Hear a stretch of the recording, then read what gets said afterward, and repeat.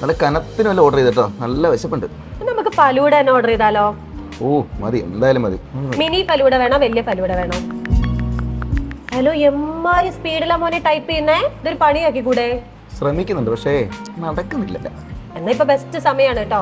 LD ടൈപ്പിസ്റ്റിന്റെ പരീക്ഷ വരുന്നുണ്ട്. LD ടൈപ്പിസ്റ്റിന്റെ അതെന്താ സംഭവം? ടൈപ്പ് ചെയ്താൽ മതി?